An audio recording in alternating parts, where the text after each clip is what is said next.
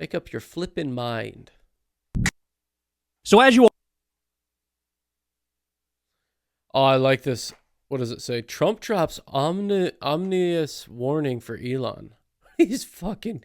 You guys need to stop with this like bullshit clickbaiting. What else we got? Actually, hold on. I want to see what Stephen A. has to say. Welcome back, America. We're here with a dear friend of mine, Stephen A. Smith. And Stephen A. Smith and I met many years ago at a radio event. Yeah. And as I recall, Stephen A., you can correct me if I'm wrong, and I know you will. You came up to me and you said, I'm a fan of yours. I don't always agree with you. That's right. But I like the way you do radio. And I said, there's the great Stephen A. Smith. Yes. Perfect. That's a great compliment. Stephen A. has actually got a decent mindset. He's a fan of mine. Yes. And we've been friends ever since. We don't agree on everything, but we are very agreeable. And so... Yes, and you can be a fan of someone and not even like what they say, but you can like their style on how they say it. This is what I wanted to ask you. Mm-hmm. More and more, you're in the world of non-sports. You're talking about current events, and talking about politics, philosophy, you know. Oh, he totally crossed over to like political commentator now. Look at him. Whatever, which is a good thing. And I noticed the other day you're talking about it, and you don't line up with one party or another. You don't really line up with one philosophy or another. And you're kind of calling out Democrats and saying, you know, you got to get with your program. You got to fix what you're doing. You can't keep doing what you're doing, and you're going to lose. And you took a lot of hell. So my question to you is this. Isn't this kind of stereotypical that people expect a sports guy, a black guy on ESPN to toe the line or else? And yet, you know what? Because of you, I watch more and more ESPN, and I don't find that to be the case at all. I find a lot of different opinions and a lot of different guys in a lot of different areas. But isn't that problematic? It's problematic, but I wouldn't confine it to the world of sports. I think that the Democratic Party have been very adroit and skilled up until recently in really coming across as if they have this high moral ground to stand on and essentially guilting people into believing whatever it is that they're singing about. Yes, all the hyper liberals. Yeah, I've been cornered before too, and trying to act like they've got a high moral ground when they're absolutely like shitting on someone, and it's sickening. I'm so glad that phase is fucking over. And I think that ship has sailed now. I think that with these latest election results, the American people have spoken. There's no way around that. When you consider the fact that Donald Trump won all the swing states, that he basically elevated his cachet in every demographic that you can find, he won the popular vote as well as the electoral college vote. It was an indictment against the Democratic Party. They went too far left. They ignored the common sense, middle of the road, sensible voter as far as I'm concerned. I don't believe that most of American citizens are on the fringes, whether it's extreme right or left. I think most of us, whether it's center right or center left, want to be in a position to compromise. We want to see people communicating with one another, getting along with one another, and expressing their levels of disagreements. In other words, disagreeing without being disagreeable per se. And we didn't see that. And as a result, when you engage in demagoguery and fear mongering, and that's your battle cry in order for you to receive votes, the American people said enough of that nonsense, and I'm happy about that. And so the fact that I speak up about that and people attack me, you know me well enough, Mark. Like you said, you and I go back about 20 years now. I could give less than a damn about them attacking me or whatever the case may be. I'm a fair-minded individual. I'm going to call balls and strikes like I see it. And I think that this, just like in 2020, one could argue that folks did not vote for Biden. They voted against Trump.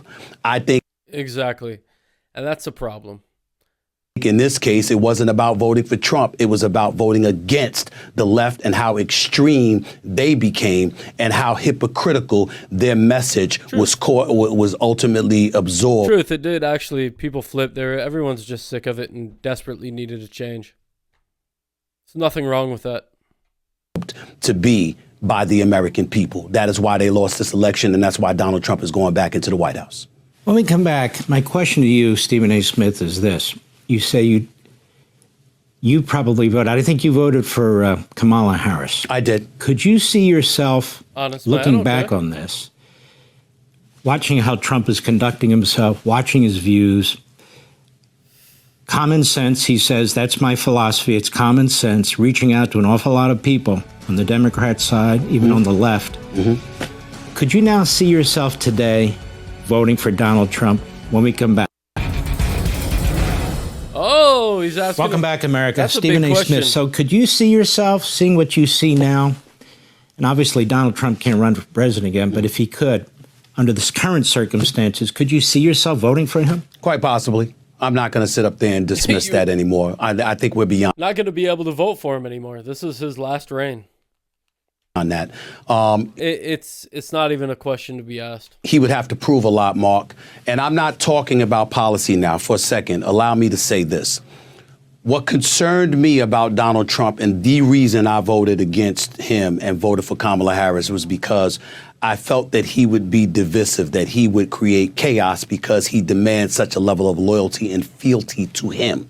And that would take priority over governing our nation. That was my concern. And so I'm looking for both sides to work across the aisle from one another.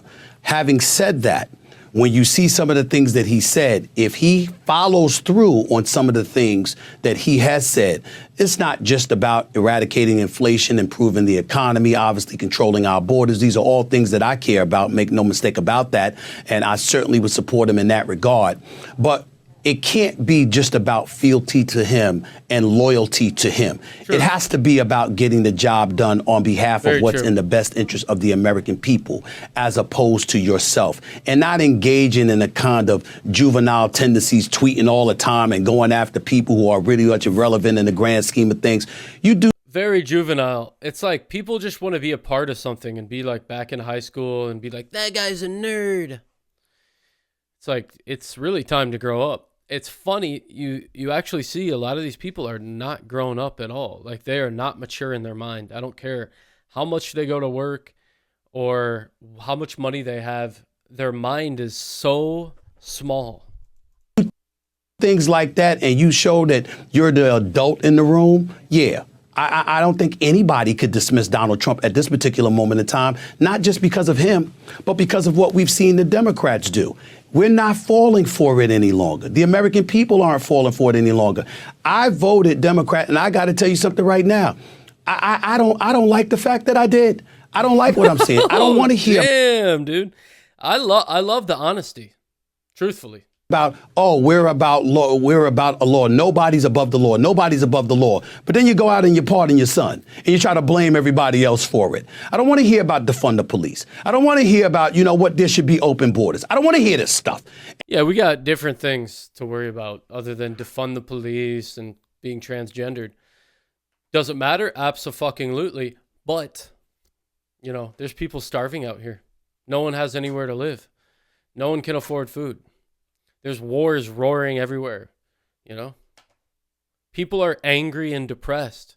And, we're just letting anything fly, which, it's a free country, for sure. So, I don't know. We need to educate people. And I don't think most of the American people want to hear that. We're thinking about the state of affairs that's in. We're not about America only, but being about America and prioritizing what's going on in this nation with the desolate and the disenfranchised and everybody else in between, and looking out for the best interest of what it is for America. That is not a crime for an American politician or a commander-in-chief or a senator or a congressional figure to have that mentality. I want them to have that mentality. So I think about things along those lines. And I'm no longer interested in, nor do I believe any of us should be interested in listening to a bunch of fear-mongering to tell us who we shouldn't vote for. Totally. That's all they've been doing is fear-mongering this. And it's just like junior high, and it's total peer pressure. We'll fucking cancel you and destroy your life if you even say something like that. Even if you say something like that.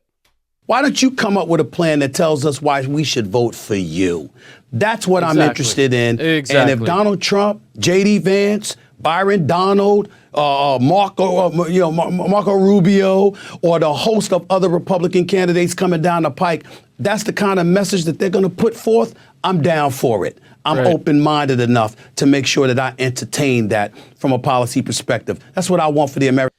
You know, this guy's been covering sports for a long time, so he understands what this is more than politicians. He's a sports guy. It's sports teams, this versus that. And sometimes you're like, you know what? Those guys are doing a better job.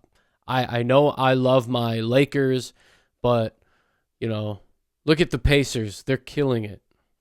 American people, that's what I want for this nation. That's why we love you, my man. Now, one quick question. I don't have a lot of time left. Sure. You get this all the time.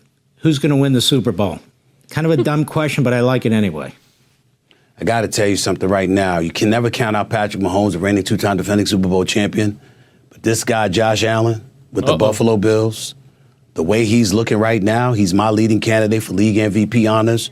He looks absolutely phenomenal. It wouldn't surprise me at all if the Philadelphia Eagles played the Buffalo Bills in the Super Bowl and Josh Allen and the Buffalo Bills ended up winning a Super Bowl championship. The way this kid is looking, he's looking that special.